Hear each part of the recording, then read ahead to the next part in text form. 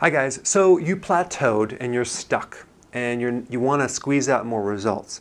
I created this little chart to kind of give you some ideas of what to look at and what could be missing, because when you evaluate someone and they're telling you, I'm not getting results, I've done keto, I've done intermittent fasting, it's not working for me, well, I can't evaluate that unless I have more information. Well, instead of me consulting you, what I'm going to do is I'm going to show you all the common points that always come up with people that are kind of stuck. All right, so here you are. You're doing a lot of different meals in the very beginning, and this is what people do: is they're grazing every hour and a half. They have to eat. They have to eat. They have to eat. And this is where I was at a certain point.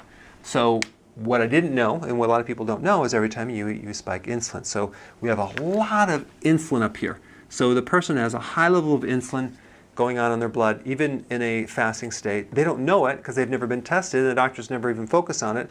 And the blood sugars usually are normal because that comes later, because the high levels of insulin, that'll keep the blood sugars down, right? So it won't go up yet.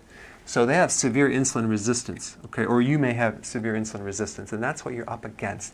So the goal is to get healthy insulin. That should be your goal, okay? And then that's what you should research.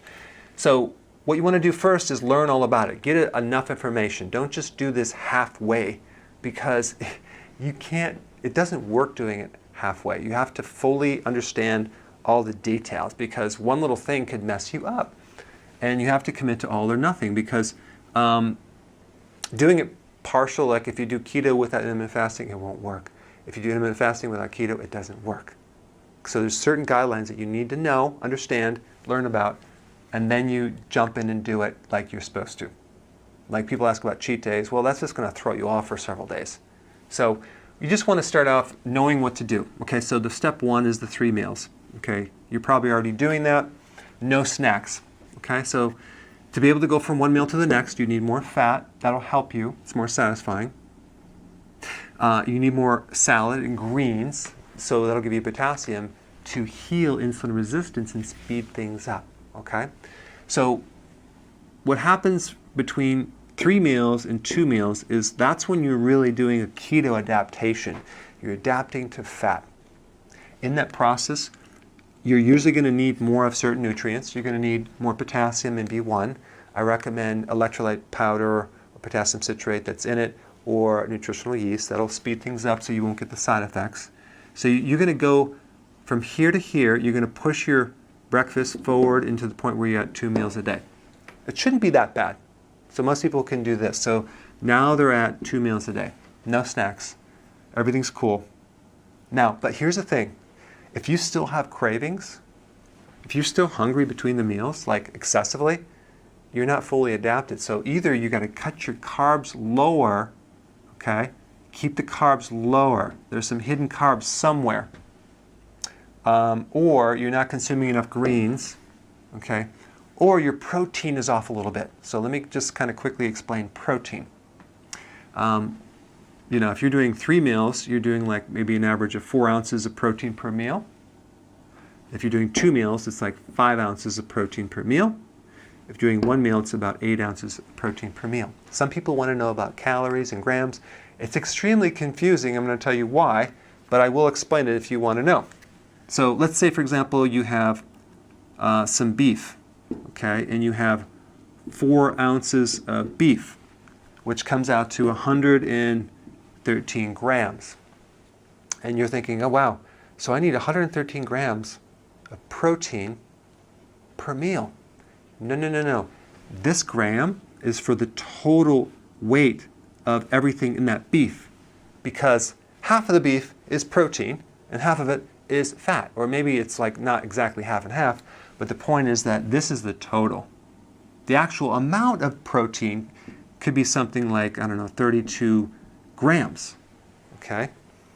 And as you look at these nutritional facts, if you wanted to study it, you're going to go, wait a second. I'm counting the grams of protein and grams of fat, but they don't equal the total. What else am I missing here? Well, what they don't usually write in the supplemental facts is water. Water makes up a big portion of that 113 grams. So in other words, don't ever look at the total grams. It's going to confuse you. okay? Just look at the total grams of protein. The other thing that you can do, this is a little formula, the very minimum amount of protein you want to consume per day of actual protein is 0.36 times your body weight. Okay, that'll give you the amount of protein that you need. If you really wanted to know specifically, but I don't know why you'd want, because I'm just giving you the ounces right here. But you can go between 0.36 to 0.7 grams. Not per kilogram, that's a whole different unit, but per pound. So you'd multiply, let's say you weighed 200 pounds. 200 times 0.7, and that would give you the total number of grams of protein. And that is per day, not per meal, okay? So it's a little confusing because we're measuring the keto formula for certain macronutrients and intermittent fasting. And what's confusing for that is as we consume less food, the amount of protein per day is going to decrease simply because our body's going to adapt to conserving proteins. It's going to be more conservative of retaining more nutrients, and you're not going to need as much food, and you're going to be fine. You're not going to become nutritionally deficient. Okay, but I just wanted to give you this formula if you wanted to know that. But the point is that you could increase or decrease your protein depending on how you feel as well. Like sometimes people feel like I had enough protein for the day. They just know they have enough, or you know what, I need a little more protein. But this is kind of like the range I would recommend.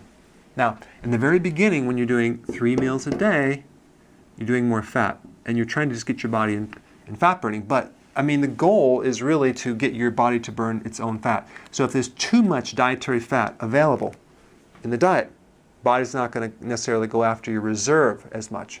It'll go after the diet. So what does that mean? It means that as you go to 2 meals and 1 meal, you want to lower the amount of extra fat.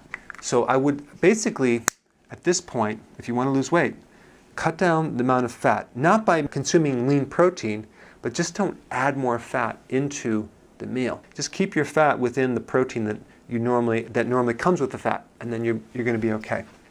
But too much fat can slow down your progress.